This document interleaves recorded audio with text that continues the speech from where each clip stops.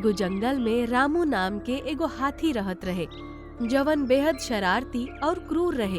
ओकरा पेड़ गिरावे में बहुत मजा आवत रहे, और खासकर ऊ पेड़ जेकरा पे पक्षियन के घोंसला रहत रहे।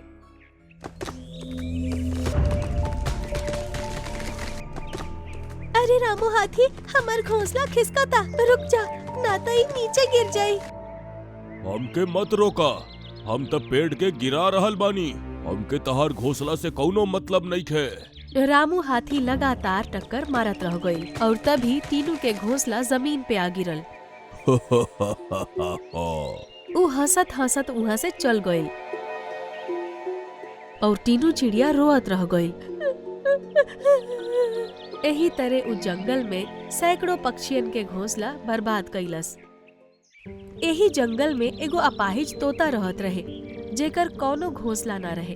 ओकरा लगे कालू कौआ आइल और कहलस, मिट्ठू, कैसन हुआ तू? है, हम तो अच्छा बानी, तू कैसन हुआ? हम भी ठीक बानी। और बतावा, ई पेड़ पर का कर रहल बाड़ा? हम तो सोच रहल बानी कि पेड़ पर अपन घोंसला बनाई, लेकिन हम तो पाए जाई, हम भला कैसे बना पाए? अच्छा भइल कि तू आ गईला। दोस्त, आवा ना, हमार घोंसला बनावे में तनी मदद कर दा। अरे असल में आज हमरा अपन कौवी से मिले जाए के बा। अगर ना गईनी त उ नाराज हो जाई ना। अरे लेकिन ओकर बात के बीच में ही छोड़ के ऊ वहाँ से भाग गई। हे भगवान, आखिर तू हमके अपाहिज काहे बनवला? अब हम अकेले घोंसला बनाइब त पूरा महीना लाग जाई। मिट्ठू थोड़ा आंसू बहैलस, लेकिन ओकरा बाद अपन काम में लाग गईल। ऊ धीरे धीरे पेड़ के डंडी जमा कईल शुरू कर देलस।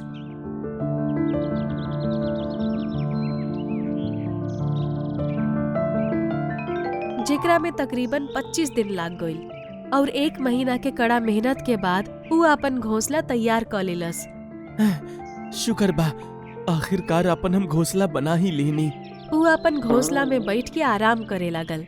ओकर चेहरा पे अजीब तरह के खुशी रहे। धीरे धीरे बहुत पक्षी और जानवर ओकरा लगे जमा हो गईलसन।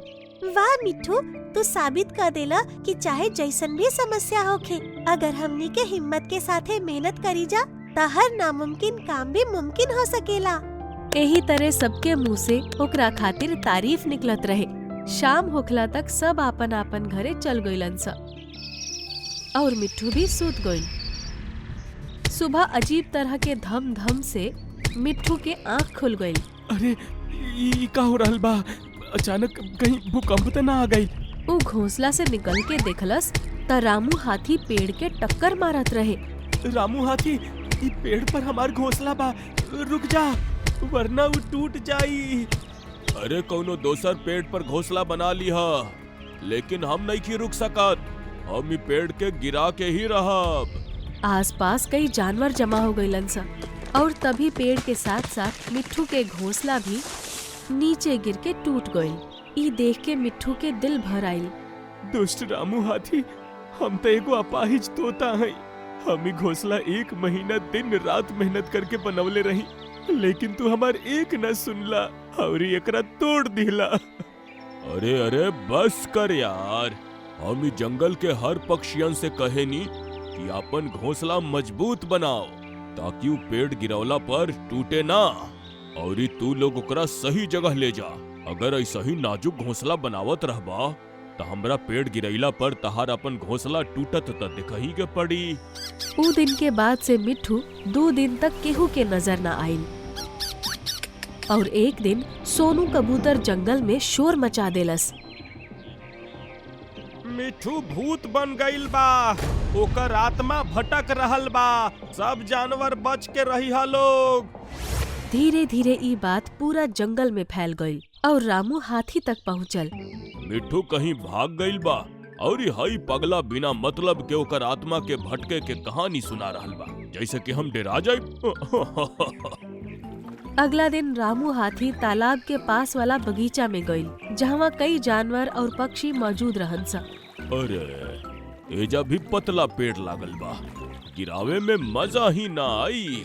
अब पेड़न के गिरावल छोड़ द रामू हाथी, वरना मिट्ठू की आत्मा तहरा के जिंदा ना छोड़ी। मिट्ठू के आत्मा, मिट्ठू के आत्मा। ई कह के रामू हाथी उहे पेड़ के गिरावे लागल जेकरा पर मैना के घोंसला रहे। टूट जा, टूट जा। रामू हाथी, हमार घोंसला वाला पेड़ ही काहे तुरत आ रहा तू? तू ही तो कहलू हा कि मिट्ठू के आत्मा आ जाई। बुलावा मिट्ठू के आत्मा के।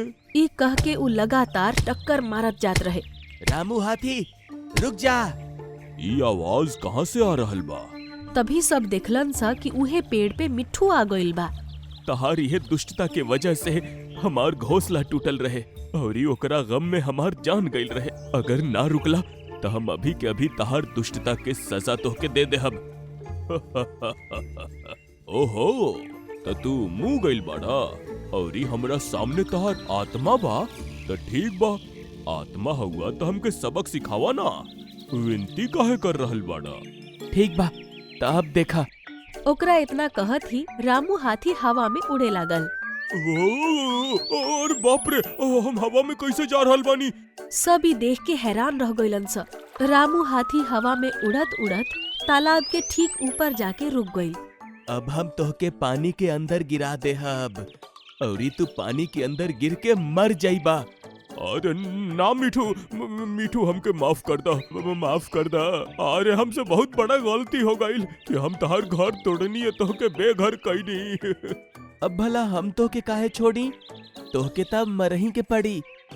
हम तोहके तो वापस नहीं खिला सकत, लेकिन वादा करतानी कि जितना पक्षियन के घर हमरा वजह से टूटल बा हम सबके घर बना के देहब और अब कौनो पेड़ के ना गिराइब हम।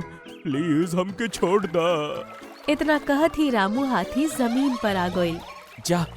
जाके टीनू चिड़िया के एगो नया घोंसला बना के दा। हाँ, हम अभी जा रहल बानी। ई कह के रामू हाथी वहाँ से भाग के चल गइल।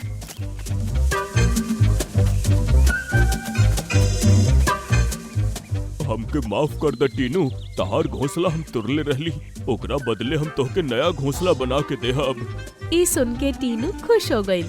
हाथी डंडी जमा करे निकल गइल। अरे मिट्ठू, का तू सच में मर गइल हुआ? अरे ना ना, हम एकदम जिंदा हैं। ता तो उ रामू हाथी के हवा में कैसे उड़ावले रहला? ऊ काम मिट्ठू ना हम कैले रही। नीला परी, जब घोंसला टूटे के बाद मिठू रोवत रहे त ओ समय हम एकरा लगे पहुँचनी। तभी हमरा के सब कुछ बतावलस। ओकरा बाद हम एगो प्लान बनौनी जेकरा हिसाब से मिल के हमनी के उ रामू हाथी के सबक सिखौनी जा। तू बहुत अच्छा काम कैलू है नीली परी। ई सुन के नीला परी गायब हो गई और रामू हाथी वहाँ आ पहुँचल। बिट्ठू, हम टीनू के घोंसला बना देले बानी, अब तहार घोंसला बनावे जा रहल बानी और ई ओकर बाद भी जब तक सब पक्षियन के घोंसला नहीं बना दे तब तक चैन से ना बैठब हम। ठीक बा, जल्दी से जा नाता। अरे ना ना, जा रहल बानी। ई कह के रामू हाथी वहाँ से भाग गई और सब जानवर जोर जोर से हंस के मिट्ठू के तारीफ करे लगलन स। रामू हाथी सब पक्षियन के घोंसला बना के देलस और ओकरा कब्बो पता न चलल कि मिट्ठू असल में जिंदा बा।